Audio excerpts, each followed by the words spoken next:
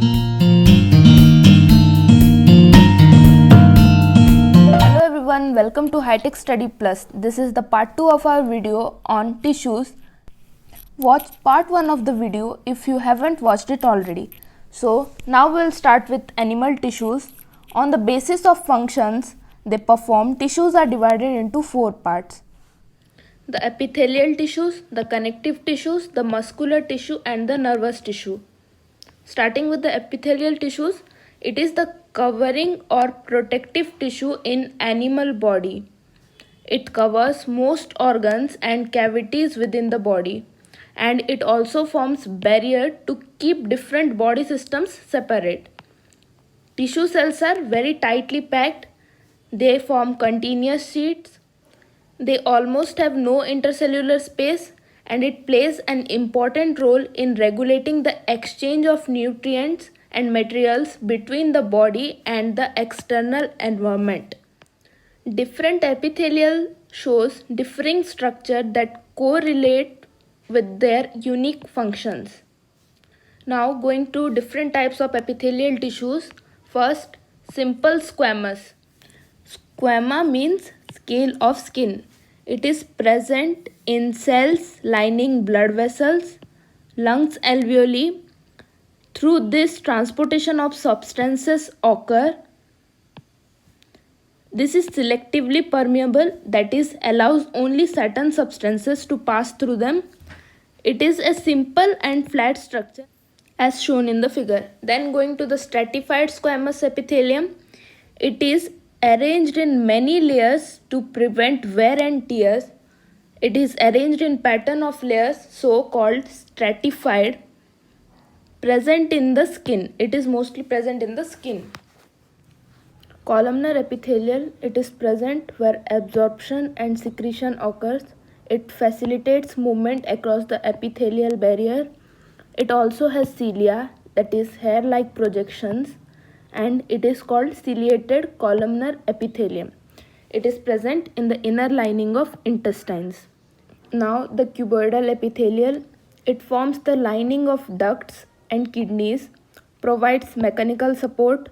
Sometimes the epithelial tissue folds inward and a multicellular gland is formed, and this is called glandular epithelium. Now the second type of tissue is connective tissue. It supports all other types of tissues. Cells are loosely spaced and embedded in intercellular matrix. Matrix may be jelly-like, fluid, dense or rigid. Its characteristics differ with the function they perform. Now going to types of connective tissue. First, blood has a fluid matrix called plasma in which RBC, WBC are present. Plasma contains proteins, salts and hormones. Blood transports gases, digested food, hormones and waste material to different parts of body. Bone forms the framework that supports the body, anchors the muscles, supports the main organs of the body. It is strong and non-flexible. The cells are embedded in hard matrix that is composed of calcium and phosphorus compounds. Two bones can be connected by another connective tissue called the ligament. It is very elastic, contains very little matrix. Tendons connect muscle to bone. These are fibrous tissue, have great strength and have limited flexibility. Next is the cartilage. It has widely spaced cells. It has solid matrix, smoothens bone surfaces at joints. It is composed of proteins and sugars. It is present at nose, ear, trachea and larynx. Areolar connective tissue. It is found between the skin and muscles, around blood vessels, nerves and in bone marrow. Fills the space inside the organs, support internal organs and helps in repair of tissues. Then adipose tissue, found below the skin and between internal organs. Cells of these tissues are filled with fat globules act as an insulator. Now, muscular tissue, it consists of elongated cells called muscle fibers responsible for movement in our body, contains special proteins called contractile proteins which causes contractions and relaxation to cause movement. Muscles that move by our will are called voluntary muscles that move by our will, mostly attached to bones and help in the movement. So these are called skeletal muscles. Now, types of muscular fibers. First is striated muscles. When observed under microscope, these muscles show alternate striations when stained appropriately. So it is called striated muscles.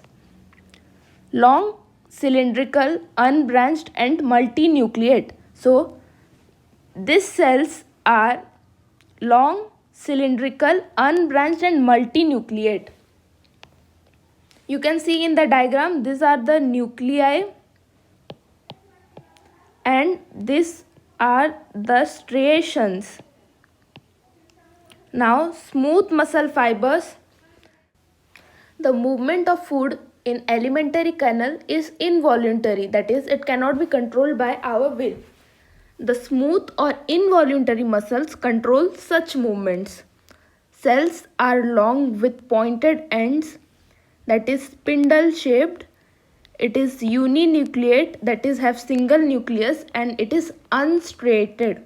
You can see it is spindle shaped, that is pointed at the ends and have only one nucleus. Now going to the cardiac muscles. It is also known as heart muscles because it is present in heart. It is involuntary muscle, that is it cannot be controlled by our will. It is cylindrical, branched, uninucleate and striated. Here we can see the striations and here only one nucleus is there. Nervous tissue, it is specialized for being stimulated and then transmitting signals very rapidly from one place to another in our body. The brain, spinal cord and nerves are composed of all nervous tissues. The cells of this tissue are called neurons. This is the diagram of a neuron. The neuron may be up to a meter long. Many nerve fibers bound together by connective tissue makes a nerve. You can see in the diagram of neuron that this part is called the dendrites. Fluid inside it is called cytoplasm and it has a nucleus inside it. This terminal is called the axon and these are the nerve endings. The signal that passes along the nerve fiber is called a nerve impulse. The nerve impulse allows us to move our muscle when we want. The combination of nerve and muscle tissue enables us to move rapidly in response to a stimuli. With this, we have completed the chapter tissues. For more videos, do like, share and subscribe our channel. Thank you and bye.